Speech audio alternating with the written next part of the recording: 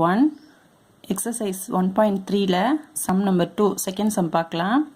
என்ன கேட்டிருக்காங்கன்னு பாருங்க. let x is equal to ஒரு செட் கொடுத்திருக்காங்க capital X ன்னு ஒரு செட் மட்டும் தான் இருக்கு. determine whether the relation r relation என்ன கொடுத்திருக்காங்கன்னா x வந்து x, f of x சரியா. இப்போ xன்றது என்னன்னா capital X அது belongs to capital X. f of x என்னன்னா நமக்கு இதுதான் கண்டிஷன் x squared plus 1 அப்படின்றதான் கண்டிஷன் சரிங்களா. சரி இப்போ என்ன பண்ணணும் அப்படின்னா f of x கண்டுபிடிக்கணும். f of xன்றது இந்த xன்றது என்ன இந்த x இதுக்குள்ளே இருக்கிறது கேபிட்டல் எக்ஸ்குள்ளே இருக்கிறதா எக்ஸ் அப்படின்னு சொல்லியிருக்காங்க சரிங்களா. அப்போது எக்ஸ் ஸ்கொயர் ப்ளஸ் 1 அப்படின்ற கண்டிஷன் எடுத்து இந்த எக்ஸ் இருக்க இடத்துல இந்த வேல்யூஸை ஒன்று ஒன்றா நம்ம சப்ஸ்டியூட் பண்ணணும். சப்ஸ்டியூட் பண்ணி நம்ம ரிலேஷன் கண்டுபிடிக்கணும் சரிங்களா.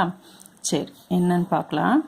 First F of X equal to X square plus 1 இந்த கண்டிஷன்லேருந்து ஃபஸ்ட்டு எஃப் ஆஃப் எக்ஸ்னால் என்னன்னு சொன்னால் ஒரு வேல்யூவாக நம்ம சப்ஸ்டியூட் பண்ண போகிறோம். ஃபஸ்ட்டு எஃப் ஆஃப் 3 கண்டுபிடிக்கலாம். எக்ஸ் இருக்க இடத்துல 3 போட்டுக்கோங்க. 3 ஸ்கொயர் ப்ளஸ் 1 அப்போது 3 ஸ்கொயர் என்ன 3 3s are 9 ப்ளஸ் 1 அப்போது எஃப் ஆஃப் 3 10 எஃப் ஆஃப் 3 வந்து 10. நெக்ஸ்ட்டு எஃப் ஆஃப் 4 கண்டுபிடிச்சிடலாம். F of 4 equal to X இருக்க இடத்துல 4 சப்ஸ்டியூட் பண்ணணும் இல்லையா. 4 square plus 1 equal to 4 4s are 16 plus 1 17. F of 4க்கு 17 கிடச்சிருக்கு. நெக்ஸ்ட்டு 6 சப்ஸ்டியூட் பண்ணும். F of 6 equal to X இருக்க இடத்துல என்ன சப்ஸ்டியூட் பண்ணோம் 6 சப்ஸ்டியூட் பண்ணும். 6 ஸ்கொயர் ப்ளஸ் 1 6 6 ஆர் 36 ப்ளஸ் 1 37. இப்போ எஃப் ஆஃப் 6க்கு வந்து 37 கிடச்சிருக்கு. நெக்ஸ்ட்டு எஃப் ஆஃப் நெக்ஸ்ட் என்ன இருக்குது பாருங்கள் 8 எஃப் ஆஃப் 8 கண்டுபிடிச்சிடலாம். எக்ஸ் ஸ்கொயர் அப்போது 8 square plus 1 8 8s are 64 plus 1 65 is the f of 8 ஓட ஆன்சர். அப்போது இப்போ இது நாலும் கண்டுபிடிச்சாச்சு. நெக்ஸ்ட் என்ன பண்ணோம் இட் இஸ் அ ஃபங்க்ஷனாக என்னன்னு பார்க்கணும் இல்லையா. சரி கவனிங்க. அதுக்கு என்ன பண்ணோம் நம்ம ஆரோ டயக்ராம் போட்டுக்கலாம். இது எக்ஸு இது என்னன்னு சொல்லி நமக்கு இங்கே கொஷினில் கொடுத்துருக்காங்க. இது வந்து X to N it is a function from X to N. இது வந்து நேச்சுரல் நம்பர் இல்லையா. சரி கவனிங்க.